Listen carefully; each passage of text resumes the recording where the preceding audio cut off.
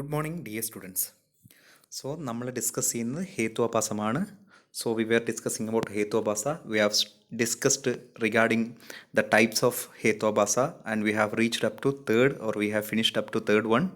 So ഹേത്വാഭാസത്തിൻ്റെ 3 ടൈപ്പുകൾ നമ്മൾ പറഞ്ഞു. സവ്യഭിചാരം, വിരുദ്ധം, സത്പ്രതിപക്ഷവും പറഞ്ഞു. ഇനി 2 more classification are there. So അതിനെക്കുറിച്ച് നമുക്ക് ഇന്നത്തെ ക്ലാസ്സിൽ പഠിക്കാം. ഈ ടൈപ്സ് ഞാൻ എപ്പോഴും പറയും, ഹേത്വാഭാസം എന്ന് പറയുന്ന ടോപ്പിക്കേ ഇമ്പോർട്ടൻ്റ് ആണ്. അതൊരു സിംഗിൾ ക്വസ്റ്റ്യൻ ആയിട്ട് SC ആയിട്ട് ചോദിക്കാൻ ഏറ്റവും കൂടുതൽ ചാൻസ് ഉള്ളൊരു ക്വസ്റ്റ്യൻ ആണ് ഹേത്വാഭാസം. അനുമാനത്തിൽ നിന്ന് ക്വസ്റ്റ്യൻ ചോദിക്കാം. അതേസമയം ഹേത്വാഭാസം തന്നെ ആയിട്ട് നിങ്ങൾക്ക് 10 മാർക്കിന് നിങ്ങൾക്ക് SC ആയിട്ട് ചോദിക്കാം. അതിൽ തന്നെ ടൈപ്സ് വേണമെങ്കിൽ അവർക്ക് ചോദിക്കാം. ഹേത്വാഭാസം മൊത്തമായിട്ട് ചോദിക്കാം, അല്ലെങ്കിൽ ടൈപ്സ് ഓഫ് ഹേത്വാഭാസ എന്ന് പറഞ്ഞിട്ടും 10 മാർക്കിന് ചോദിക്കാം. സോ നമുക്ക് അടുത്ത ഹേത്വാഭാസങ്ങൾ, അല്ലെങ്കിൽ നമ്മൾ റിമൈനിങ് ആയിട്ടുള്ള 2 ഹേത്വാഭാസങ്ങൾ നമുക്ക് പഠിക്കാനുണ്ട്. അതെന്തൊക്കെയാണ് നമുക്ക് നോക്കാം. സോ ലാസ്റ്റ് ക്ലാസ്സിൽ ഞാൻ സ്റ്റോപ്പ് ചെയ്ത് വിരുദ്ധവും സത്പ്രതിപക്ഷവും പറഞ്ഞിട്ടായിരുന്നു. സോ വിരുദ്ധം എന്താണ്? സെൽഫ് കോൺട്രഡിക്റ്റും, ആൻഡ് സത്പ്രതിപക്ഷം ചാലഞ്ചഡ് റീസൺസ് ആയിരുന്നു. സോ അത് തമ്മിൽ രണ്ടും സെയിം ആണ്. അത് ഞാൻ ലാസ്റ്റ് ക്ലാസ്സിൽ ആ പോയിന്റ് മിസ്സായിപ്പോയി നിങ്ങളടുത്ത് പറയാൻ. വിരുദ്ധ ആൻഡ് സത്പ്രതിപക്ഷ ആർ സെയിം ഓർ സെയിം എന്നല്ല, അത് ഒരുപോലെയാണ്. അല്ലെങ്കിൽ നമുക്ക് എന്താ പറയുക, സിമിലാരിറ്റി ഉണ്ട് രണ്ടിലും. എന്തുകൊണ്ടാണെന്ന് വെച്ച് കഴിഞ്ഞാൽ, എന്താണ് അതിൻ്റെ സിമിലാരിറ്റി ഉണ്ടെങ്കിലും അതിനുള്ള ഒരു വ്യത്യാസം എന്താണെന്ന് വെച്ച് കഴിഞ്ഞാൽ, ഡിഫറൻസ് ഇൻ വിരുദ്ധ the reason is self contracted, but in സത്പ്രതിപക്ഷ the reason is contracted by another reason. രണ്ടും കോൺട്രഡിക്റ്റഡ് ആണ്. രണ്ടും എന്താ പറയുക, ഒന്നിൽ നിന്ന് വ്യത്യസ്തമാണ്. പക്ഷേ ഒന്ന് സെൽഫ്, സ്വന്തമായിട്ട്. ഞാൻ പറഞ്ഞു, ഒരാൾ പറയുന്ന സെൻറ്റൻസ്, സുരാജ് വെഞ്ഞാറമൂട് പറഞ്ഞ സെൻറ്റൻസ്, ഞാൻ മദ്യപിക്കുന്ന 2 പ്രാവശ്യമേ ഉള്ളൂ, അത് 2 പ്രാവശ്യമേ ഉള്ളൂ, അയാൾ തന്നെ പറയുന്നു. അത് അയാൾ തന്നെ പിന്നെ പറയുന്നു മഴക്കാലത്തും മഴയില്ലാത്ത സമയത്തും. സെൽഫ് കോൺട്രാക്റ്റഡ്, സ്വന്തമായിട്ട്. മറ്റേതെന്ന് വെച്ച് കഴിഞ്ഞാൽ സത്പ്രതിപക്ഷം, ചാലഞ്ചഡ് ബൈ അനദർ റീസൺ ആണ്. അനദർ റീസൺ എന്ന് വെച്ച് കഴിഞ്ഞാൽ, നേരത്തെ എക്സാമ്പിൾസ് എന്ന് വെച്ചാൽ, ഒരാൾ പ്രഗ്നൻ്റ് ആണെങ്കിൽ അമിനോറിയ ആയിരിക്കും. സോ അമിനോറിയ കണ്ടിട്ട് അപ്പം പ്രഗ്നൻ്റ് ആണെന്ന് വിചാരിച്ചു. പക്ഷേ അടുത്തപ്പോൾ പോയി ഡോക്ടറെ അടുത്ത് പോയിട്ട് ഒരു എക്സാമിൻ ചെയ്തപ്പം, അല്ലെങ്കിൽ ടെസ്റ്റ് നടത്തിയപ്പം, പ്രഗ്നൻസി ടെസ്റ്റ് നടത്തിയപ്പം അടുത്തൊരു റീസൺ ആണത്. അപ്പോഴത് പ്രഗ്നൻസി ടെസ്റ്റ് നെഗറ്റീവ് ആയപ്പം നമുക്ക് പറയാം she is not pregnant. So ഒന്ന് സെൽഫ്, സ്വന്തമായിട്ട്, ഒന്ന് അടുത്ത reason, challenged by another reason. So അതാണ് രണ്ട് തമ്മിലുള്ള വ്യത്യാസം. സോ ദ നെക്സ്റ്റ് വൺ, അതാണ് 4ാമത്തെ ടൈപ്പാണ് അസിദ്ധ, ഡെഫിഷ്യൻ്റ് റീസൺ. ഡെഫിഷ്യൻസ്. അസിദ്ധ എന്ന് വെച്ച് കഴിഞ്ഞാൽ എന്താണ്? അസിദ്ധ literally means deficiency or unavailable. അസിദ്ധ മീൻസ് ഡെഫിഷ്യൻ്റ് ഓർ അൺഅവൈലബിൾ. എന്താണ് അൺഅവൈലബിൾ ആയിട്ടുള്ള? അപ്പോൾ അടുത്ത ക്വസ്റ്റ്യൻ, നമ്മൾ പരാമർശം എന്ന് പറഞ്ഞ സാധനം പഠിച്ചു. എന്താണ് പരാമർശം? പരാമർശത്തിന് 2 കോമ്പണൻസ് ഉണ്ട്. ഒന്ന് വ്യാപ്തിയും പക്ഷധർമ്മതവും.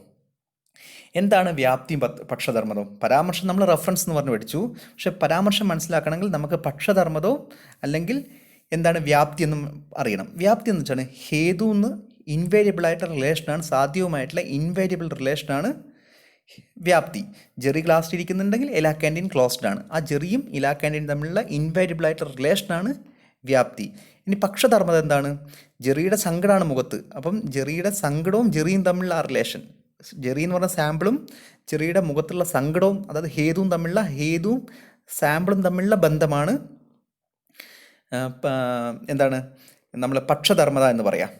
വ്യാപ്തി മീൻസ് ജെറിയും ഇലാ ക്യാൻറ്റീനും തമ്മിലുള്ള ബന്ധം, ജെറിയും ജെറിയുടെ സങ്കടവും തമ്മിലുള്ള ബന്ധമാണ് പക്ഷധർമ്മത.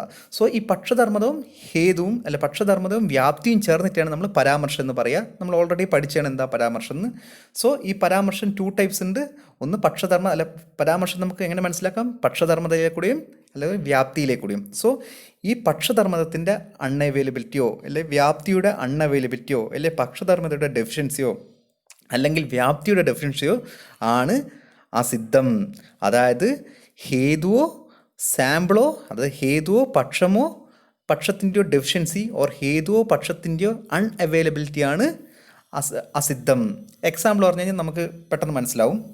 ഇവിടെ ഇപ്പം അടുത്തതിൻ്റെ 3 ടൈപ്പ് പറയുന്നുണ്ട്. അപ്പോഴാണ് നമുക്ക് എക്സാമ്പിൾ കുറച്ചും കൂടി അതിൻ്റെ മനസ്സിലാകാൻ പറ്റുക.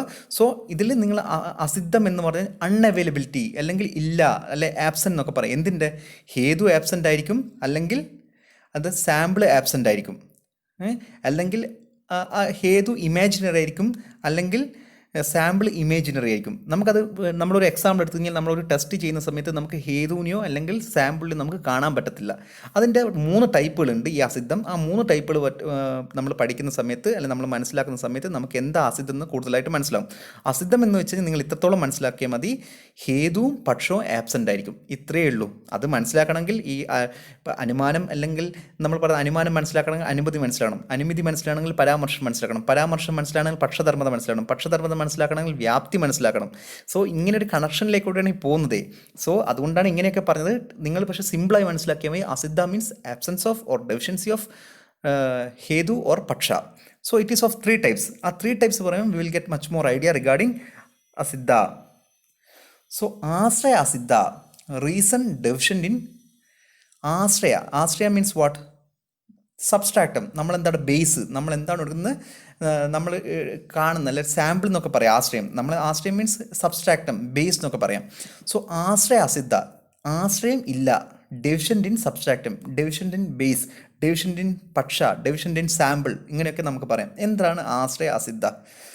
സോ ആശ്രയ അസിദ്ധ where sample itself is non existent or imaginary. Sample itself, sample എന്ന് വെച്ചാൽ പക്ഷ, പക്ഷം തന്നെ നോൺ എക്സിസ്റ്റിംഗ് ആയിരിക്കും ഓർ ഇമാജിനറി ആയിരിക്കും. സോ ഇവിടെ ഇതിൻ്റെ അർത്ഥം ആശ്രയസിദ്ധ മീൻസ് സാമ്പിൾ ആബ്സെൻ്റ് ആയിരിക്കും, സാമ്പിളിനെ നമുക്ക് കാണാൻ പറ്റില്ല, പക്ഷത്തിനെ കാണാൻ പറ്റില്ല എന്നുള്ളത്.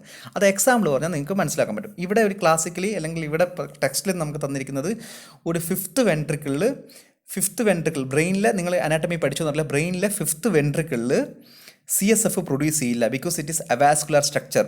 ഇങ്ങനെ പറയുന്നു. ബ്രെയിൻ പക്ഷം, ബ്രെയിനിൽ CSF പ്രൊഡ്യൂസ് ചെയ്യുന്നു, സാധ്യം CSF പ്രൊഡ്യൂസ് ചെയ്യുന്നില്ല 5th വെൻട്രിക്കിളിൽ, ബിക്കോസ് അവ്യാസ്കുലർ ആണ് ആ സ്ട്രക്ചർ. അവ്യാസ്കുലർ മീൻസ് അത് ഹേതുവാണ്.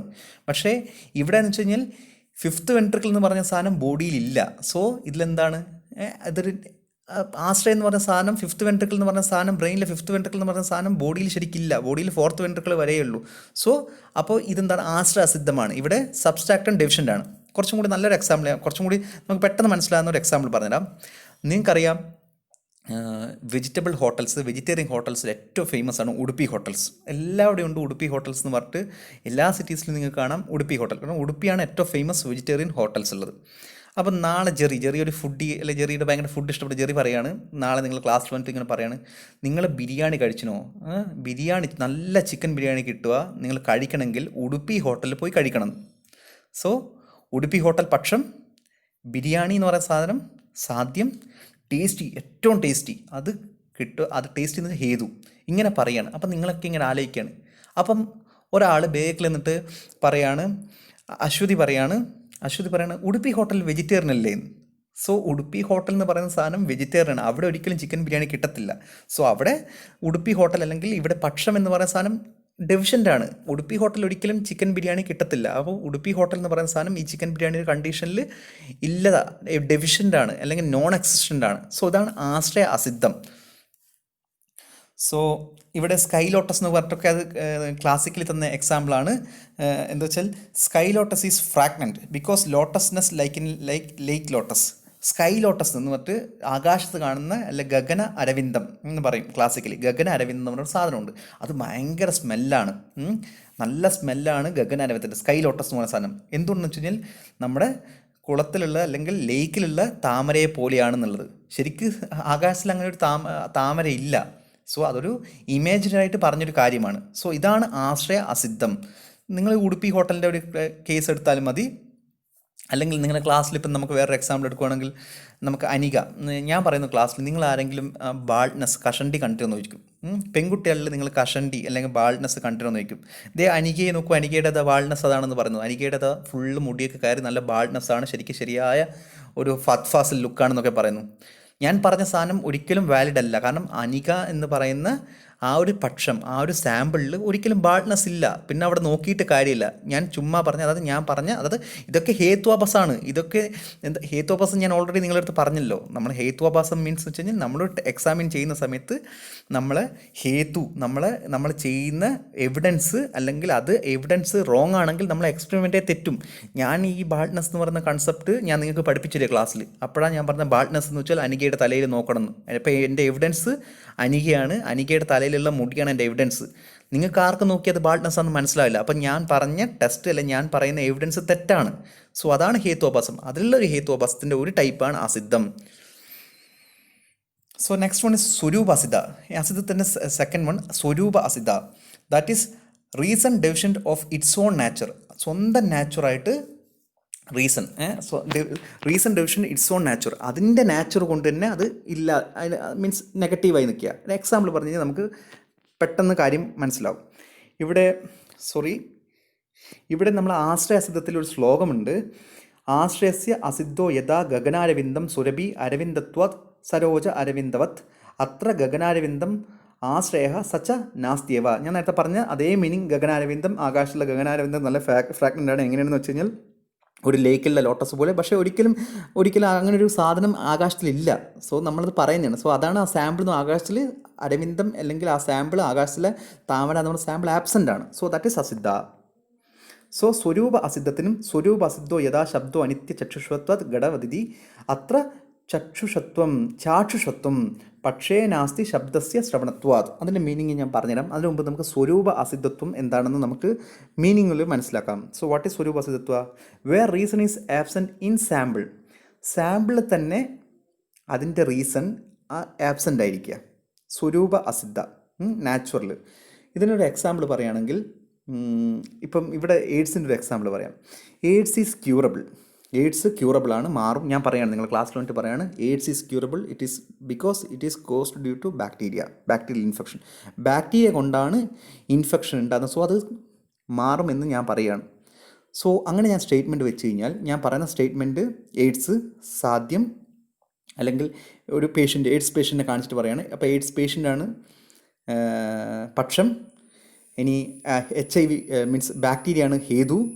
ദെൻ ഞാൻ പറയുന്നത് മാറും എന്ന് പറയുന്നു, സാധ്യം, ക്യൂറബിൾ ആണെന്ന് പറയുന്നു. സോ എയ്ഡ്സ് പേഷ്യൻ്റ് പക്ഷമാണ്, അത് മാറുമെന്ന് പറയുന്നു, അത് സാധ്യമാണ്. ദെൻ എന്തുകൊണ്ടാണ്? അത് ബാക്ടീരിയൽ ഇൻഫെക്ഷനാണ്, ഹേതുവാണത് ഞാൻ പറയുന്നു. അപ്പോൾ നിങ്ങൾ എന്നെ ക്വസ്റ്റ്യൻ ചെയ്യുന്നു, സർ അതൊരിക്കലും മാറത്തില്ല, because HIV is not caused by bacteria, it is caused by virus. So HIV എന്ന് പറയുന്ന നാച്ചുറൽ തന്നെ, HIV ഉണ്ടാകുന്നത് നമുക്കറിയാം, വൈറസ് കൊണ്ടാകുന്നത്. ഞാൻ ബാക്ടീരിയ എന്ന് പറയുന്നു. സോ ഇത് അതിൻ്റെ നാച്ചുർ കൊണ്ട് തന്നെ, reason ഡെഫിഷൻ it's on nature. HIV കൊണ്ട് തന്നെ, HIVൻ്റെ നാച്ചുർ തന്നെ അത് വൈറസ് കൊണ്ടുണ്ടായതാണ്, അതൊരിക്കലും ബാക്ടീരിയ കൊണ്ടുണ്ടായതല്ല. സോ ഞാൻ പറയുന്ന കാര്യം തന്നെ കോൺട്രഡിക്ടറി ആണ്. സോ അതാണ് സ്വരൂപ എന്ന് പറയുക, അല്ലെങ്കിൽ സ്വരൂപ അസിദ്ധ എന്ന് പറയാം. അതിൻ്റെ സ്വരൂപം കൊണ്ട്, അതിൻ്റെ ഒരു പ്രോപ്പർട്ടി കൊണ്ട് അത് ആബ്സെൻ്റ് ആണ്, അല്ലെങ്കിൽ അത് ഡെഫിഷ്യൻ്റ് ആണെന്ന് നമ്മൾ പറയുന്നു. ഇതിനിപ്പോൾ ഒരു എക്സാമ്പിൾ പറയുകയാണെങ്കിൽ, ഇപ്പം നമുക്ക് ഇപ്പോൾ അനികയുടെ എക്സാമ്പിൾ തന്നെ പറയാം. ഈ ബാൾഡ്നെസ് ഉള്ളത് അതൊരു എക്സാമ്പിൾ നമുക്ക് അതിന് പറയാം. കാരണം അനികയുടെ തലയിൽ ബാൾഡ്നെസ് ഉണ്ട്, നമുക്ക് ഒരിക്കലും പറയാൻ പറ്റത്തില്ല. ഞാൻ പറഞ്ഞു ഇവിടെ ഏറ്റവും കൂടുതൽ കഷണ്ടിയുള്ള ഒരാൾ അനികയാണെന്ന് പറയുന്നു. സോ അനിക എന്ന് പറയുന്നത് നാച്ചുറൽ ഒരു പെൺകുട്ടികൾക്ക് ഒരിക്കലും ബാൾഡ്നെസ് ഉണ്ടാകത്തില്ല. ഒന്നാമത് നാച്ചുറലി അത് കുറവാണ്. സോ അങ്ങനെ ഒരിക്കലും ഉണ്ടാകത്തില്ല. ഞാൻ പറഞ്ഞ സ്റ്റേറ്റ്മെൻറ്റ് റോങ് ആണ്. അതിൻ്റെ നാച്ചുറൽ അനിക എന്ന് പറയുന്ന പെൺകുട്ടി എന്ന് പറയുന്ന നാച്ചുറൽ, ആ കുട്ടിക്ക് എന്തായാലും നല്ല മുടി ഉണ്ടാവും. സോ ബോയ്സിനെ പറയുകയാണെങ്കിൽ ഉണ്ടാവും, പക്ഷേ ഗേൾസിന് ഒരു പൊതുവെ അങ്ങനെ കാണാറില്ല. സോ അങ്ങനെ പറയാം. സോ ദിറ്റ് ഈസ് സ്വരൂപ അസിദ്ധ. സോ ഈ സ്വരൂപ അസിദ്ധത്തിലെ വേണമെങ്കിൽ നമുക്ക് വേറൊരു എക്സാമ്പിളും കൂടി പറയാം. ചെറിയൊരു നിങ്ങളുടെ ഒരു സെഗ്മെൻറ്റിൽ ജെറിയൊക്കെ ഇരിക്കുന്ന ഒരു സെഗ്മെൻറ്റിൽ, ജെറി വിൻസനൊക്കെ ഇരിക്കുന്ന ഒരു റോ, ഒരു കോളം എന്ന് പറഞ്ഞ് പറയാം. പിന്നെ അതിനുശേഷം അശ്വതി, ഹസ, ഗീതു ഒക്കെ ഇരിക്കുന്ന ഒരു റോ, അതിനുശേഷം അനീറ്റ, ഐശ്വര്യ അവരൊക്കെ ഇരിക്കുന്ന ഒരു കോളം. ഇങ്ങനെ 3 കോളമാണല്ലോ നിങ്ങളുടെ ക്ലാസ്സിലുള്ള. അപ്പം ജെറി ഇരിക്കുന്നതും അല്ലെങ്കിൽ അശ്വതിയൊക്കെ ഇരിക്കുന്ന ആ 2 കോളമില്ല, അതിങ്ങനെ അടുപ്പിച്ച് വെച്ചു 2 ബെഞ്ചുകൾ തമ്മിൽ. സോ അതിലേക്കൂടെ വേണമെങ്കിൽ ഇപ്പോൾ ശ്രിബിനെ പോലെയുള്ളാൾക്ക് ഓടിച്ചാടി കളിക്കാം. എന്നെപ്പോലെയുള്ളാൾക്ക് അതിലെ കൂടെ പോകാൻ പറ്റില്ല. കാരണം എൻ്റെ സ്വരൂപ അസിദ്ധമാണ്, എൻ്റെ നാച്ചുറൽ ഇറ്റ് സെൽഫ്. ഞാൻ പറയുകയാണ് എനിക്കിതിലെ കൂടെ 10 പ്രാവശ്യം അങ്ങോട്ട് ഇങ്ങോട്ട് പോയി വിടുന്ന പറഞ്ഞു കഴിഞ്ഞാൽ എനിക്ക് പറ്റില്ല. എൻ്റെ സ്വരൂപ അസിദ്ധമാണ്. എൻ്റെ natural by itself I am little more fatty. So എനിക്ക് ആ ഒരു സ്പേസിലേക്ക് കൂടെ പോകാൻ പറ്റത്തില്ല. സോ ഇതാണ് സ്വരൂപ അസിദ്ധം. ദാറ്റ് ഈസ് വ്യാപ്യത്വ അസിദ്ധ. ദിസ് ഇസ് തേർഡ് വൺ, വ്യാപ്യത്വ അസിദ്ധ. അസിദ്ധ ഈസ് ഫസ്റ്റ് വൺ ഈസ് ആശ്രയ അസിദ്ധ, ദെൻ സെക്കൻഡ് വൺ ഈസ് സ്വരൂപ അസിദ്ധ, ആൻഡ് തേർഡ് വൺ ഈസ് വ്യാപ്യത്വ അസിദ്ധ്വ. ഞാനിവിടെ നിങ്ങൾക്ക് ആ ശ്ലോകത്തിൻ്റെ ശ്ലോകം ഡിസ്കസ് ചെയ്യാൻ അല്ലെങ്കിൽ പറഞ്ഞുതരാൻ മറന്നുപോയി. സോ സ്വരൂപ അസിദ്ധോ യഥാ ശബ്ദോ അനിത്യ ചാക്ഷുഷത്വാത് ഘടവത് ഇതി അത്ര ചാക്ഷുഷത്വം പക്ഷേ നാസ്തി ശബ്ദസ്യ ശ്രവണത്വാത്. ഇതെന്താണെന്ന് വെച്ച് കഴിഞ്ഞാൽ, സ്വരൂപ അസിദ്ധോ യഥാ സ്വരൂപ അസിദ്ധം എന്ന് വെച്ച് കഴിഞ്ഞാൽ ശബ്ദോ അനിത്യ, ശബ്ദം അനിത്യമാണെന്ന് പറയുന്നു. ശബ്ദം നോൺ അറ്റേണലാണ്, ശബ്ദം നശിച്ചു പോകുന്നത്. ബിക്കോസ് ചാർഷത്വത് ഘടവത്തിഥി, നമ്മൾ കാണുകയാണ്, ശബ്ദത്തിനെ കാണുകയാണെന്ന് ഞാൻ പറയുന്നു. ബിക്കോസ് അതുകൊണ്ട് അത് അനിത്യമാണെന്ന് പറയുന്നു. പക്ഷേ ശബ്ദം കാണാൻ പറ്റുമോ? ശബ്ദം ഒരിക്കലും കാണാൻ പറ്റില്ല, ശബ്ദം കേൾക്കാനേ പറ്റത്തുള്ളൂ.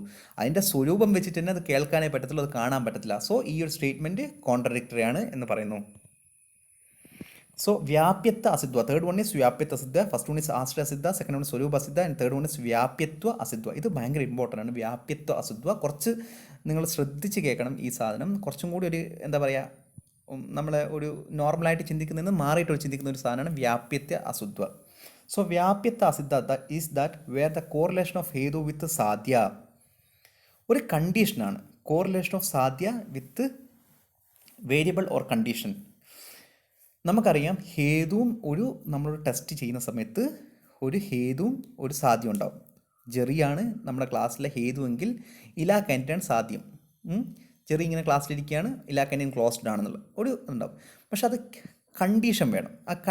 സോ ഈ വ്യാപ്യത്വ അസിദ്ധത്വം എന്ന് വെച്ചാൽ ഈ ഹേതുവും സാധ്യവും തമ്മിൽ, ഒരിക്കൽ കൂടി പറയാം, ഹേതുവും സാധ്യവും നിങ്ങൾക്കറിയാം, അനുമാനത്തിൻ്റെ ബേസിക് ആയിട്ടുള്ള കാര്യമാണ് ഹേതുവും സാധ്യവും. ഈ ഹേതുവും സാധ്യവും തമ്മിലുള്ള റിലേഷനാണ് അനുമാനം നമുക്ക് മനസ്സിലാക്കുന്നത്. സോ ജെറി എന്ന് പറയുന്ന ഹേതു ക്ലാസ്സിലിരിക്കുകയാണെങ്കിൽ സങ്കടത്തോടു കൂടി നമുക്ക് മനസ്സിലാക്കാം ഇലാ ക്യാൻറ്റീൻ നിന്ന് ക്ലോസ്ഡ് ആണെന്നുള്ള സാധ്യം. ഇത്ര മനസ്സിലായല്ലോ നിങ്ങൾക്ക്? സോ ഇങ്ങനെയാണ് നോർമലി നമുക്ക് മനസ്സിലാക്കാൻ പറ്റുക. സോ ഈ വ്യാപ്യത്വ അസിദ്ധത്വത്തിൽ എന്താണെന്ന് വെച്ച് കഴിഞ്ഞാൽ ഒരു കണ്ടീഷൻ ഉണ്ടാവും. ആ കണ്ടീഷൻ്റെ ബേസിലായിരിക്കും നമ്മൾ ഹേതുവും സാധ്യവും തമ്മിൽ പറയാം. ഫോർ എക്സാമ്പിൾ നമുക്ക് ഈ ജെറിയുടെ എക്സാമ്പിൾ തന്നെ പറയാം. നമ്മൾ നോർമലി ജെറി ക്ലാസ്സിലിരിക്കുകയാണ്, ജെറി സങ്കടത്തോടെ ക്ലാസ്സിലിരിക്കുകയാണ്, ദെൻ ഇലാ ക്യാൻറ്റീൻ ഹാസ് ബീൻ ക്ലോസ്ഡ്. നമുക്ക് മനസ്സിലായി ഇലാ ക്യാൻറ്റീൻ ക്ലോസ്ഡ് ആണെന്ന്. സോ അതിനുശേഷം പിറ്റേ ദിവസം പറയാണ് ഈ ഇലാ ക്യാൻറ്റീൻ ഇനി തൊട്ടിട്ട് പ്യുവർ വെജിറ്റേറിയൻ ക്യാൻറ്റീനാണ്, അല്ലെങ്കിൽ പ്യുവർ വെജിറ്റേറിയൻ ഹോട്ടലാണ് ഇലാ ഹോട്ടലിൽ നിന്ന് നാളെ ഒരു സർക്കുലർ വരുവാണ്, നാളെ ഒരു അഡ്വർടൈസ്മെൻറ്റ് വരുവാണ്. സോ ജെറി ഇൻ്റർവെൽ സമയത്ത് ക്ലാസ്സിലിരിക്കുകയാണ്. അതിനുശേഷം പിറ്റേന്ന് ഇലാ ക്യാൻറ്റീൻ്റെ വെജിറ്റബിൾ അല്ലെങ്കിൽ വെജിറ്റേറിയനാക്കി മുഴുവനായിട്ട് നല്ല അടിപൊളി വെജിറ്റേറിയൻ ഹോട്ടലാക്കി മാറ്റി. സോ അതിനുശേഷം ജെറി ക്ലാസ്സിലിങ്ങനെ ഇരിക്കുകയാണ്. ജെറി ഇൻ്റർവെല്ലിന് ക്ലാസ്സിലിരിക്കുകയാണ്. നിങ്ങൾ പിറ്റേന്ന് നോക്കുന്ന സമയത്ത് ജെറി ഇൻ്റർവെൽ സമയത്ത് ക്ലാസ്സിലിങ്ങനെ ഇരിക്കുകയാണ്. സോ ജെറി ക്ലാസ്സിലിരുന്നതിൻ്റെ അർത്ഥം എന്താണ്? ഇലാ ക്യാൻറ്റീൻ ക്ലോസ്ഡ് ആണെന്നാണ്. പക്ഷേ ഇപ്പം ജെറി ക്ലാസ്സിലിരിക്കുന്നു, അതിനർത്ഥം എന്താണ്? ഇലാ ക്യാൻറ്റീൻ ഓപ്പൺ ആണ്, പക്ഷേ ജെറിക്ക് പോകേണ്ട ആവശ്യമില്ല. ജെറി പൊതുവേ ഇലാ ക്യാൻറ്റീൻ ഓപ്പൺ ആണെങ്കിൽ ജെറി അവിടെ എത്തിയിരിക്കും ഇൻ്റർവെൽ സമയത്ത്. ഇത് ഓപ്പൺ ആയിട്ട് കൂടി ജെറി ക്ലാസ്സിലിരിക്കുന്നു, അതിനർത്ഥം എന്താണ്? ഇലാ ക്യാൻറ്റീൻ ഇപ്പം വെജിറ്റേറിയൻ ക്യാൻറ്റീനാണ്, അല്ലെങ്കിൽ വെജിറ്റേറിയൻ ഹോട്ടലാണ്. ഈ ഒരു കണ്ടീഷനാണ്. പൊതുവേ നോർമലി ജെറി ക്ലാസ്സിലിരുന്ന് കഴിഞ്ഞാൽ ഇലാ ക്യാൻറ്റീൻ ക്ലോസ്ഡ് ആണ്. ഇപ്പം ജെറി ക്ലാസ്സിലിരുന്നിട്ട് ഇലാ ക്യാൻറ്റീൻ ഓപ്പൺ ആയിട്ട് കൂടി ജെറി ക്ലാസ്സിലിരിക്കുന്നു. കാരണം എന്താ? കണ്ടീഷൻ എന്താണ്? ഇലാ ക്യാൻറ്റീൻ ഇപ്പോൾ ഒരു വെജിറ്റേറിയൻ ഹോട്ടലാക്കി. ജെറിക്ക് വെജിറ്റേറിയൻ ഡിഷസ് തീരെ താല്പര്യമില്ല. അത് തുറന്നാലോ തുറന്നിട്ടില്ലോ അവനത് യാതൊരു പ്രശ്നമില്ല, അവൻ ക്ലാസ്സിലിരിക്കുന്നു, സങ്കടത്തോടെ ഇരിക്കുന്നു ക്ലാസ്സിൽ. കാരണം ഇലാ ക്യാൻറ്റീൻ വെജിറ്റേറിയൻ ഹോട്ടൽ ആക്കി എന്നുള്ളത് കൊണ്ട് ജെറി ക്ലാസ്സിലിരിക്കുന്നു. ഈ ഒരു കണ്ടീഷനാണ് വ്യാപ്യത്വ അസിദ്ധ്വ എന്ന് പറയാം. So that is conditional reason. വ്യാപ്യത്വ അസിദ്ധ്വ. സ ഉപാധികോ വ്യാപ്യത്വ അസിദ്ധിഹി. സോ സ ഉപാധിഹി. ഉപാധി മീൻസ് ഈ ഒരു കണ്ടീഷണൽ റീസണിനെയാണ് ഉപാധി എന്ന് പറയുക. കാരണം ഇലാ ക്യാൻറ്റീൻ വെജിറ്റേറിയനാക്കി, അതുകൊണ്ടാണ് ജെറി ക്ലാസ്സിലിരിക്കുന്നത്. സോ ഈ കണ്ടീഷൻ, ഇലാ ക്യാൻറ്റീൻ വെജിറ്റേറിയൻ ആയിട്ടുള്ള കണ്ടീഷനാണ് ഉപാധി എന്ന് പറയുക. ഈ ഉപാധി ഒരു ഇമ്പോർട്ടൻ്റ് ആണ്. നിങ്ങൾക്ക് വേണമെങ്കിൽ 3 മാർക്കിനും 5 മാർക്കിനൊക്കെ ചോദിക്കാം, ഉപാധി എന്ന് പറഞ്ഞിട്ട് ചോദിക്കാം. സോ നമുക്ക് എന്താ ഉപാധി? So such condition is called ഉപാധി. ഈ ഒരു കണ്ടീഷൻ ഹേതുവും സാധ്യം തമ്മിൽ ഒരു കോറിലേഷൻ ഉണ്ടാവും. ആ കോറിലേഷൻ നോർമലായി നിൽക്കുമ്പോഴാണ് നമ്മൾ അനുമാനം എന്ന് പറയുക.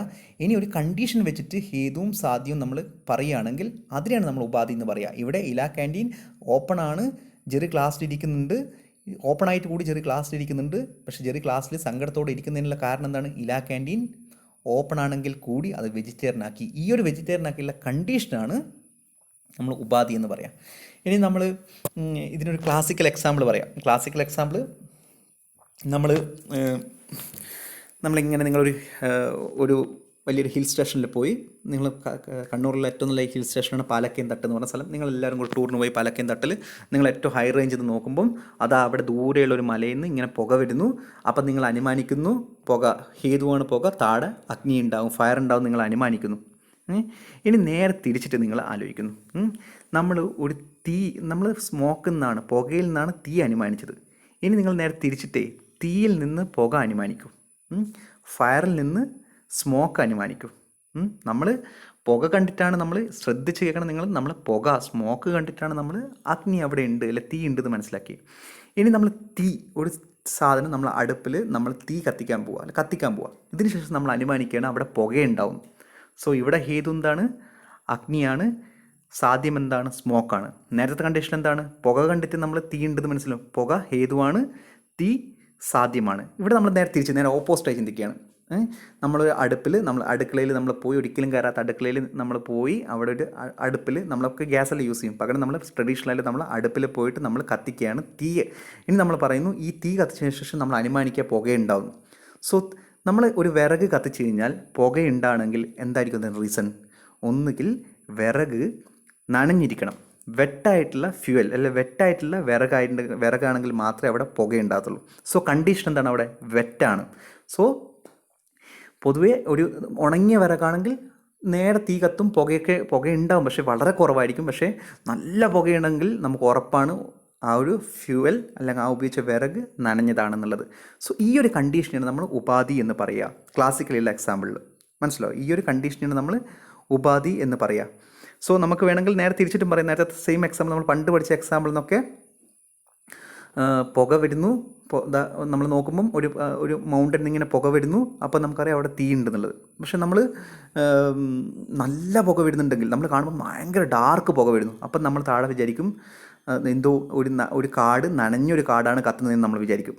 അപ്പം കുറച്ച് പുകയാണുള്ളത് എന്താണ്, മൈൽഡായിട്ടേ പുകയുള്ളൂ, സ്മോക്ക് വരുന്നുള്ളൂ. അതിനകത്ത് താഴെ ഭയങ്കര എന്താ പറയുക ഡ്രൈ ആയിട്ടുള്ള ഒരു കാടാണ്, ഡ്രൈ ആയിട്ടുള്ളൊരു ഫ്യൂവലാണ്, ഡ്രൈ ആയിട്ടുള്ളൊരു ഇലകളാണ് കത്തുന്നതെന്ന് നമുക്ക് വേണമെങ്കിൽ വിചാരിക്കാം. സോ ഇതൊക്കെ കണ്ടീഷനാണ്. ഈ കണ്ടീഷൻ നമ്മൾ ഉപാധി എന്ന് പറയാം. സോ ഉപാധി സാധ്യ വ്യാപകത്വേ സതി സാധനാവ്യാപികത്വം ഉപാധിത്വം. സാധ്യ വ്യാപകത്വേ സതി സാധനാവ്യാപികത്വം ഉപാധികത്വം. സാധ്യ സാധക. സാധ്യവും സാധനവും നമ്മൾ ആദ്യം പഠിച്ചില്ലേ? സാധ്യ ആൻഡ് സാധന. സാധ്യ വ്യാപകത്വേ സതി സാധനാവ്യാപകത്വം ഉപാധിത്വം. മീനിങ് മനസ്സിലായി കഴിഞ്ഞാൽ ഇതിൻ്റെ ശ്ലോകത്തിൻ്റെ മീനിങ് നമുക്ക് മനസ്സിലാക്കും. സോ നമുക്ക് കാര്യം മനസ്സിലാക്കി കഴിഞ്ഞാൽ ശ്ലോകത്തിൻ്റെ മീനിങ് മനസ്സിലാകും. സോ എന്താണ് നമുക്ക് കാര്യം എന്ന് പറയാം. ആദ്യം whatever fuel is wet there fire will be produce smoke. നമ്മൾ നേരത്തെ പറഞ്ഞ പോലെ വെറ്റായിട്ടുള്ള ഫ്യൂവൽ ഉണ്ടെങ്കിൽ നമുക്ക് വെറ്റായിട്ടുള്ളൊരു വിറകുണ്ടെങ്കിൽ നല്ല സ്മോക്ക് ഉണ്ടാകും. So that means smoke. ഇവിടെ സ്മോക്കാണ് സാധ്യം. ഇവിടെ എന്താണ്? സ്മോക്ക്, പുകയാണ് സാധ്യം. ഇവിടെ ഹേതു എന്താണ്? ഹേതു എന്ന് വെച്ച് കഴിഞ്ഞാൽ എന്താണ്? അഗ്നിയാണ്, തീയാണ്. സോ ഇവിടെ ഉപാധി എന്താണ്? വെറ്റായിട്ടുള്ള ഫ്യൂവൽ. സോ നമ്മളിപ്പോൾ നമ്മൾ അടുപ്പിൽ കത്തിക്കുന്ന സമയത്ത് വിറക് കത്തിക്കുന്നു. ഇവിടെ തീയാണ് ഹേതു, ഈ നനഞ്ഞ വിറകാണ് ഉപാധി, കണ്ടീഷൻ. സാധ്യം എന്താണ്? പുക. നല്ല പുകയുണ്ടാണെങ്കിൽ തീ നന്നായിട്ട് കത്തണ്ട. തീയും പുകയും തമ്മിൽ യാതൊരു ബന്ധവും ഇവിടെ ഇല്ല. ബന്ധമുണ്ട്, തീ ഉണ്ടെങ്കിൽ മാത്രമേ പുകയുണ്ടാകത്തുള്ളൂ. പക്ഷേ തീ എന്ന് പറയുന്ന സംഭവം ഇവിടെ വലിയൊരു റോളില്ല. എന്താണ് റോൾ ചെയ്യുന്നത്? ആ വെറ്റായിട്ടുള്ള വിറകാണ്. ആ വെറ്റായിട്ടുള്ള വിറക്, ആ കണ്ടീഷൻ, ആ വെറ്റ്നെസ്സാണ്, ആ വിറകിൻ്റെ വെറ്റ്നെസ്സാണ് ഇങ്ങനെ പുകയുണ്ടാക്കാൻ കാരണം. സോ ഇവിടെ ഉപാധിയും സാധ്യവും തമ്മിലാണ് റിലേഷൻ. ഈ റിലേഷനെയാണ് നമ്മൾ ഉപാധി എന്ന് പറയുക. സോ ഹേതുവുമായിട്ടല്ല ഇവിടെ വ്യാപ്തി വരുന്നത്, അത് തീയുമായിട്ട് യാതൊരു ബന്ധവും ഇവിടെ ഇല്ല. ഇവിടെ ഉപാധി, അതായത് വെച്ചാൽ ആ വെറ്റ്നസ് ഓഫ് ദി ഫ്യൂവലുമായിട്ടാണ് സ്മോക്ക് റിലേറ്റഡ് ആയിരിക്കുന്നത്. വെറ്റ്നസ് കുറവാണെങ്കിൽ സ്മോക്ക് കുറവായിരിക്കും. ഇനി വെറ്റ്നസ് ഒട്ടുമില്ലെങ്കിൽ തീ, ഹേതുവും പിന്നെ സാധ്യമായിരിക്കും നേരെ, അതായത് തീയും സ്മോക്കും ഒരിക്കലും ഡയറക്റ്റ് റിലേഷൻ ഉണ്ടാവുക. ഇവിടെ തീയും സ്മോക്കും തമ്മിൽ റിലേഷൻ ഉണ്ട്, പക്ഷേ അതിൻ്റെ ഇൻബിറ്റ്വീനായിട്ട് ഒരു കണ്ടീഷനായിട്ട് അവിടെ വെറ്റായിട്ടുള്ളൊരു വിറക് ഉപയോഗിക്കുന്നുണ്ട്. ഇതിനെയാണ് നമ്മൾ ഉപാധി എന്ന് പറയുക. സോ അതാണ് ഈ ശ്ലോകത്തിൽ പറഞ്ഞത്. സാധ്യവ്യാപകത്വേ സതി സാധനാവ്യാപകത്വം ഉപാധിത്വം. ഉപാധി എന്ന് വെച്ചാൽ എന്താണ്? ഉപാധി എന്ന് വെച്ച് കഴിഞ്ഞാൽ ഒരിക്കലും ഉപാധി എന്ന് വെച്ച് കഴിഞ്ഞാൽ സാധ്യവുമായിട്ട് റിലേറ്റഡ് ആയിട്ടുള്ള കണക്ഷനെയാണ് നമ്മൾ ഉപാധി എന്ന് പറയുക. ഹേതുവായിട്ട് ഉള്ള കണക്ഷനിൽ നമ്മൾ ഉപാധി എന്ന് പറയുക. നമുക്കത് കുറച്ചും കൂടി മനസ്സിലാക്കാം. ദാറ്റ് മീൻസ് ഉപാധി ഈസ് ദാറ്റ് വിച്ച് ഹാസ് വ്യാപ്തി വിത്ത് സാധ്യ ബട്ട് നോട്ട് വിത്ത് ഹേതു. ഉപാധി എന്ന് വെച്ച് കഴിഞ്ഞാൽ സാധ്യവുമായിട്ടാണ് അവിടെ വ്യാപ്തി വരുന്നത്, നോട്ട് ഹേതു. ഇവിടെ എന്താണ് വ്യാപ്തി, എന്താണ് സാധ്യം എന്നുള്ള ഈ കണ്ടീഷൻ നമുക്ക് പറയാം. നമുക്ക് ഇവിടെ ഉപാധി എന്ന് വെച്ച് കഴിഞ്ഞാൽ ഈ ഒരു എക്സാമ്പിൾ ഉപാധി എന്താണ്? Wetness of the fuel. അതായത് വെറ്റ്നസ്, നമ്മൾ നനഞ്ഞ വിറകാണ്. ഈ നനഞ്ഞ വിറക് എന്തുമായിട്ടാണ് റിലേറ്റ് ചെയ്തിരിക്കുന്നത്? പുകയുമായിട്ട്. പുക കൂടാൻ കാരണം എന്താണ്? ഈ നനഞ്ഞ വിറകാണ്. സോ നനഞ്ഞ വിറക് ഉപാധി, പുക എന്ന് പറഞ്ഞ സ്മോക്ക് എന്ന് പറഞ്ഞാൽ സാധ്യം. സോ ഇത് രണ്ടുമാണ് റിലേറ്റ് ചെയ്തിരിക്കുന്നത്. ഒരിക്കലും ഈ നനഞ്ഞ വിറകും തീയും തമ്മിൽ യാതൊരു റിലേഷനും ഇല്ല. തീ ഉണ്ടെങ്കിൽ മാത്രമേ സ്മോക്ക് ഉണ്ടാകത്തുള്ളൂ. പക്ഷേ ഇവിടെ സ്മോക്ക് കൂടാൻ കാരണം എന്താണ്? ഈ കണ്ടീഷനാണ്, ഈ വെറ്റ്നസ് ഓഫ് ദി ഫ്യൂവലാണ്. സോ ഈ വെറ്റ്നസ് ഓഫ് ദ ഫ്യൂവൽ, ഈ കണ്ടീഷനാണ് ഉപാധി എന്ന് പറയുക. സോ അത്രത്തോളം നിങ്ങൾ ഇത്ര കൺഫ്യൂഷനായിട്ട് ആവശ്യമില്ല. ഉപാധി എന്ന് വെച്ച് കഴിഞ്ഞാൽ ഒരു കണ്ടീഷനാണ്. ആ കണ്ടീഷനും ഉണ്ടാകുന്ന എഫക്റ്റും തമ്മിൽ ബന്ധം ഉണ്ടാവുക. അത്രയേ ഉള്ളൂ. അത് അത്രത്തോളം നിങ്ങൾ അത്ര സിമ്പിളായിട്ട് അങ്ങനെ മനസ്സിലാക്കിയാൽ മതി. നനഞ്ഞ വിറകാണ് പുകക്ക് കാരണം, അല്ലാതെ തീയല്ല. അങ്ങനെ നിങ്ങൾ മനസ്സിലാക്കിയാൽ മതി. സോ ബാധിത. ലാസ്റ്റ് വൺ ഈസ് നമ്മൾ സവ്യഭിചാരം പഠിച്ചു, സത്പ്രതിപക്ഷം പഠിച്ചു, വിരുദ്ധം പഠിച്ചു, ദെൻ അസിദ്ധം പഠിച്ചു. ദെൻ ലാസ്റ്റ് ടൈപ്പ് ഓഫ് ഹേത്വാഭാസ ഈസ് ബാധിത, നള്ളിഫൈഡ് റീസൺ. ബാധിത എന്താണ്? യസ്യ സാധ്യ അഭാവ പ്രമാണ അന്തരേണ നിശ്ചിത സ ബാധിത. ഈ പറഞ്ഞിരിക്കുന്ന എല്ലാ ശ്ലോകങ്ങളും നിങ്ങൾ ബൈഹാർട്ട് ചെയ്തേണ്ടതാണ്. സോ യസ്യ സാധ്യ അഭാവ പ്രമാണ അന്തരേണ നിശ്ചിത സ സാധിത. അവ എന്താണ്? When a validity of the reason is nullified by another പ്രമാണ ലൈക്ക് പ്രത്യക്ഷ ആപ്തോപദേശ, ദാറ്റ് ഈസ് കോൾഡ് ബാധിത. നമ്മൾ ഒരു റീസണിൻ്റെ വാലിഡിറ്റി നോക്കുമ്പം അത് നള്ളിഫൈഡ്, അതിനെ കോൺട്രഡിക്റ്റ് ചെയ്യുക, അല്ല അതിനെ മാറ്റുക. എന്ത് വെച്ചിട്ട്? മറ്റുള്ള പ്രമാണങ്ങൾ വെച്ചിട്ട് അത് തെറ്റായെന്ന് നമ്മൾ വിലയിരുത്തുക. അതിനെയാണ് നമ്മൾ ബാധിത എന്ന് പറയാം. ഒരു എക്സാമ്പിൾ വെച്ച് പറയുമ്പോൾ നമുക്ക് വളരെ എളുപ്പമായിട്ട് തോന്നും. ഇപ്പം ഇവിടെ ഒരു എക്സാമ്പിൾ പറഞ്ഞാൽ, ഒരാൾക്ക് രാമു എന്ന് പറഞ്ഞ ഒരാൾക്ക് ഒരു ബാക്ടീരിയൽ യൂറൈത്രൈറ്റിസ് അല്ലെങ്കിൽ ബിക്കോസ് ഓഫ് ഹെമച്ചൂറിയ. ഒരാൾക്ക് ഒരു രാമു എന്ന് പറഞ്ഞ ഒരാൾ, അയാൾക്ക് ബാക്ടീരിയൽ യൂറിത്രൈറ്റിസ് ആണ്. അത് വെച്ചാൽ യൂറിത്രൈറ്റിസ് എന്ന് പറഞ്ഞാൽ യൂറിനറി ബ്ലാഡിൽ യൂറിത്തിൻ്റെ അടുത്ത് ഇൻഫെക്ഷൻ വരിക. അപ്പോൾ അവിടെ ഭയങ്കര പെയിന്, പേഷ്യൻ്റെ കംപ്ലൈൻറ്റ് പെയിനാണ്. അപ്പം എന്തുകൊണ്ടാണ്? ഹെമച്ചൂറി വരുന്നു. ഹെമച്ചൂറി എന്ന് വെച്ചാൽ എന്താണ്? ബ്ലഡ് ഇൻ ദി യൂറിനിൽ ബ്ലഡ് കാണുന്നതിനെ നമ്മൾ ഹെമച്ചൂർ എന്ന് പറയാം. സോ രാമു എന്ന് പറയുന്ന ആൾ യൂറിനേഷൻ ചെയ്യുന്ന സമയത്ത് യൂറിനിൽ ബ്ലഡായിട്ട് അയാൾ കണ്ടു. അയാൾ കണ്ടപ്പോൾ പേഷ്യൻ്റ് കണ്ടു, രാമു കണ്ടു. അപ്പോൾ രാമു വിചാരിക്കുന്നു എനിക്ക് ബാക്ടീരിയൽ യൂറിത്രൈറ്റിസ് ആണ്. രാമുവിന് മെഡിക്കൽ നോളജൊക്കെ ഉള്ളതുകൊണ്ട് രാമു വിചാരിക്കുകയാണ് ബാക്ടീരിയൽ യൂറിത്രൈറ്റിസ് ആണ്. സോ നേരെ ഡോക്ടറെ അടുത്ത് പോയിട്ട് ഡോക്ടർ എനിക്കിങ്ങനെ കംപ്ലൈൻറ്റ്, ഞാൻ ഹെമച്ചൂറി എന്ന് പറഞ്ഞ സംഭവം കണ്ടു, യൂറിനിൽ ബ്ലഡ് കണ്ടു, സോ എനിക്ക് ബാക്ടീരിയൽ യൂറിത്രൈറ്റിസ് എന്ന് തോന്നുന്നു. അപ്പം ഡോക്ടർ എന്ത് ചെയ്തു? ഇതിനെ ഒരു യൂറിൻ എടുത്തിട്ട് നിങ്ങൾ യൂറിൻ എടുത്ത് പോവാ, നമുക്ക് ടെസ്റ്റ് ചെയ്യാമെന്ന് പറഞ്ഞു. അങ്ങനെ ടെസ്റ്റ് ചെയ്തപ്പോൾ നെഗറ്റീവ് ഫോർ ബാക്ടീരിയ, അവിടെ ബാക്ടീരിയ നെഗറ്റീവായിരുന്നു. Urine culture was negative for bacteria. So bacteria negative ആയതുകൊണ്ട് തന്നെ നമുക്ക് പറയാം അത് യൂറിത്രൈറ്റിസ് അല്ല, ബാക്ടീരിയൽ യൂറിത്രൈറ്റിസ് അല്ല എന്ന് പറയാം. സോ ഇവിടെ എന്താണ് നമ്മൾ മനസ്സിലാക്കേണ്ടത്? ഒരു പേഷ്യൻ്റ് യൂറിനേഷൻ ചെയ്യുന്ന സമയത്ത് പേഷ്യൻ്റ് കണ്ടു അതിലത്ത് ഹെമച്ചൂറിയ എന്നുള്ളത്. അത് അടുത്തായിട്ട് ഡോക്ടറെ അടുത്ത് പോയപ്പം ഡോക്ടർ ഒരു ഇൻവെസ്റ്റിഗേഷൻ ചെയ്തപ്പോൾ, ഒരു ലാബിൽ അയച്ച് ഇത് എക്സ്പെരിമെൻ്റൽ അതിന് ഇൻവെസ്റ്റിഗേഷന് കൊടുത്തപ്പോൾ അവിടെ അത് നെഗറ്റീവായിട്ട് കണ്ടു. സോ പേഷ്യൻ്റ് ഫീൽ ചെയ്തത് സാധനം വേറൊരു മെത്തേഡ് വെച്ചിട്ട് അതിനെ നമ്മൾ തള്ളിക്കളിയാണ്, അതിനെ നമ്മൾ പറയാണ്, മീൻസ് അതിനെ നമ്മൾ നള്ളിഫൈ ചെയ്യാണ്. സോ വേറൊരു പ്രമാണം വെച്ചിട്ട് നമ്മൾ നള്ളിഫൈ ചെയ്യാണ്. ഇതിനെയാണ് നമ്മൾ നള്ളിഫൈഡ് ഓർ ബാധിത അല്ലെങ്കിൽ നള്ളിഫൈഡ് റീസൺ എന്ന് പറയാം. സോ ഈ ഒരു സാധനം എന്ന് വെച്ചാൽ ഈ ബാധിതം എന്ന് വെച്ച് കഴിഞ്ഞാൽ യസ്യ സാധ്യ അഭാവ പ്രമാണ അന്തരേണ നിശ്ചിത സ ബാധിത. So a validity of reason is nullified by using another പ്രമാണ ലൈക്ക് പ്രത്യക്ഷ ആപ്തോപദേശ എന്നുള്ള പ്രമാണങ്ങൾ വെച്ചിട്ട് നമ്മൾ ഒരു സാധനം നമ്മൾ വെച്ചിട്ട് മറ്റുള്ളൊരു പ്രമാണം വെച്ച് അതിനെ തള്ളിക്കളിയാണ് നമ്മൾ ബാധിതം എന്ന് പറയാം. സോ ഇവിടെ നമ്മൾ ഒരു എക്സാമ്പിൾ നമ്മൾ ഓൾറെഡി പറഞ്ഞല്ലോ, നമ്മൾ നേരത്തെ പ്രഗ്നൻസി എന്ന് പറഞ്ഞ സാധനം എടുക്കാം. ഒരു പേഷ്യൻ്റ് ഒരു ലേഡി പേഷ്യൻ്റ് പറയുകയാണ് എനിക്ക് അമനോറിയാണെന്നുള്ള സംഭവം. അപ്പോൾ അത് അവർക്കേ അറിയത്തുള്ളൂ അമനോറിയാണെന്ന് പറയുന്നു. സോ അത് അമനോറിയ എന്ന് അവർ പറയുന്നത് എങ്ങനെയാണ്? അവർ വേർബലിയാണ് ഡോക്ടറെ അടുത്ത് പറയുന്നത്. ഒരു പ്രശ്നം, പ്രശ്നം എന്നല്ല പറഞ്ഞിരിക്കുന്നത്. സോ പ്രശ്നം അങ്ങനെ പറയുകയാണ് ഡോക്ടറെ അടുത്ത്, ഡോക്ടർ എനിക്ക് അമനോറിയാണ്, ഞാൻ പ്രഗ്നൻ്റ് ആണെന്ന് തോന്നുന്നു. അപ്പോൾ ഡോക്ടർ എന്താക്കുന്നു? പ്രഗ്നൻസി പോസിറ്റീവ് ടെസ്റ്റ് അല്ല പ്രഗ്നൻസി ടെസ്റ്റ് ചെയ്ത് നോക്കുന്നു. അതിലപ്പോഴത് നെഗറ്റീവായിരുന്നു. സോ അതിൽ നോക്കുമ്പോൾ നമ്മൾ പ്രഗ്നൻസി കിറ്റ് നിങ്ങൾ കണ്ടിട്ടുണ്ടെങ്കിൽ നമ്മൾ നോക്കുന്ന സമയത്ത് ലൈൻസ് ഉണ്ടാവും, നമ്മൾ കണ്ണുകൊണ്ട് കാണുമെന്ന്, പ്രത്യക്ഷം വെച്ചിട്ട് നോക്കുമെന്ന്.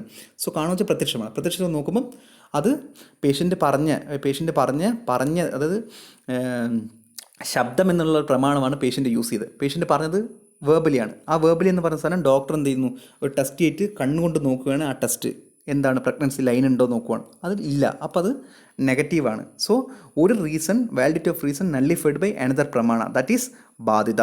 ഈ ഒരു ടൈപ്പിനെയാണ് ബാധിതം എന്ന് പറയുക. So this is regarding the types of ഹേതോപസ, സവ്യഭിചാര, ദെൻ വിരുദ്ധ, സത്പ്രതിപക്ഷ, ബാധിത ആൻഡ് അസിദ്ധ. സോ ഇതിൽ വളരെ ഇമ്പോർട്ടൻ്റ് ആണ് ഇതിൽ വരുന്നത്. ഇതിൽ താകെ നിങ്ങൾക്ക് ചെറിയൊരു കൺഫ്യൂഷൻ വരുവാന്ന് വെച്ച് കഴിഞ്ഞാൽ ഉപാധി എന്ന് പറഞ്ഞ സാധനം മാത്രമേ ഉള്ളൂ. ഉപാധി എന്ന് വെച്ചാൽ nothing but it is A condition. ആ കണ്ടീഷൻ മാത്രമേ നിങ്ങൾ ഒരു കണ്ടീഷൻ, ഒരു നിങ്ങളൊരു നമ്പർ എഴുതുന്നു 1 2 3 എന്ന് പറഞ്ഞിട്ട് നിങ്ങൾ ഒരു സാധനം വെക്കുന്നു. അല്ലെങ്കിൽ പോട്ടെ, ഫസ്റ്റ് ബെഞ്ചിൽ Jerry, Vinson, Russell. Jerry first ഇരിക്കുന്നു, സെക്കൻഡ് വിൻസൺ ഇരിക്കുന്നു, തേർഡ് റസൽ ഇരിക്കുന്നു. സോ ഈ ജെറിയും റസലും തമ്മിൽ എന്താ വെച്ചാൽ നല്ലൊരു ജെറി നന്നായിട്ട് ക്ലാസ്സിൽ ശ്രദ്ധിക്കും, റസൽ നന്നായിട്ട് ക്ലാസ്സിൽ ശ്രദ്ധിക്കും. ഈ നടുവിലിരിക്കുന്ന വിൻസൺ കുറച്ച് മോഹൻലാൽ ഫാനൊക്കെ ആയതുകൊണ്ട് മോഹൻലാലിൻ്റെ ഫിലിം ഇറങ്ങി എന്ന് വിചാരിക്കുക. ഇന്ന് മോഹൻലാലിൻ്റെ വലിയൊരു ഫിലിം ഇറങ്ങി. അപ്പോൾ വിൻസൺ ഭയങ്കര കട്ട ലാലേട്ടൻ ഫാനാണ്. സോ ജെറി ക്ലാസ്സിൽ നന്നായി ശ്രദ്ധിക്കുന്നുണ്ട്, റസലും നല്ല സ്റ്റുഡിയസ് ആയിട്ടുള്ള സ്റ്റുഡൻ്റാണ്. ഈ നടുവിലിരിക്കുന്ന ഒരു കണ്ടീഷൻ, അതാണ് വിൻസൻ. വിൻസൻ പറയണ ഇന്ന് മോഹൻലാലിൻ്റെ ഫിലിം ഇറങ്ങി, ജെറിക്ക് വലിയ താല്പര്യമില്ല മോഹൻലാലിൻ്റെ ഫിലിമാണ്, റസലിനും വലിയ താല്പര്യമില്ല. ഇവർ രണ്ടുപേരും അപ്പുറത്ത് ഇരിക്കുകയാണ്, നടുവിൽ വിൻസൻ ഇരിക്കുക ഒരു കണ്ടീഷനായിട്ട്. അപ്പോൾ വിൻസൻ പറയണു അടിപൊളിയാണ്, ലാലേട്ടൻ്റെ സൂപ്പർ ഫിലിമാണ്, അങ്ങനെയാണ് ഇങ്ങനെയെന്ന് പറഞ്ഞ് ഇവരെ പ്രൊവോക്ക് ചെയ്തിട്ടേ ഇതിലകത്ത് റസലിനെ അങ്ങ് കൂട്ടിയിട്ടേ. ജെറീനെ കേട്ടപ്പം ജെറി വലിയ മൈൻഡ് ചെയ്തില്ല. ലാലേട്ട ഫാനല്ല, ഞാൻ മമ്മൂക്ക ഫാനാണ്. റസൽ എന്ന് വെച്ചാൽ അങ്ങനെയൊന്നുമില്ല, നല്ല ഫിലിമാണ് പോകുന്നതാണ്. അപ്പം ഈ വിൻസൻ അങ്ങ് ഇനീഷ്യേറ്റ് ചെയ്തിട്ട് ഈ റസലുമായിട്ട് അങ്ങ് കൂട്ടിയിട്ട് അങ്ങ് ഫിലിം പോവുക. ഇവിടെ ജെറി ഹേതുവാണ്, വിൻസൻ ഉപാധിയാണ്, സാധ്യം റസലാണെന്ന് വിചാരിച്ചു കഴിഞ്ഞാൽ ഇവിടെ വിൻസണും റസലും തമ്മിലാണ് ബന്ധം. അതായത് ഉപാധി എന്ന് പറയുന്ന വിൻസണും സാധ്യം എന്ന് പറയുന്ന റസലും കൂടിയിട്ടാണ് ഫിലിമിന് പോകുന്നത്. ഈ ബന്ധത്തിനെയാണ് നമ്മൾ ഉപാധി എന്ന് പറയുക. ഈ കണ്ടീഷൻ, വിൻസൺ എന്ന് പറയുന്ന കണ്ടീഷനെയാണ്, ആ ബന്ധത്തിനെയാണ് നമ്മൾ ഉപാധി മനസ്സിലാക്കുക. ഇവിടെ ജെറിയായിട്ടൊരു ബന്ധമില്ല, ഹേതുവാണ് ജെറിയെങ്കിലും ജെറിയായിട്ട് യാതൊരു ബന്ധമില്ല. സോ ജെറിയോട് സിമ്പിളായിട്ടിരിക്കുന്നു.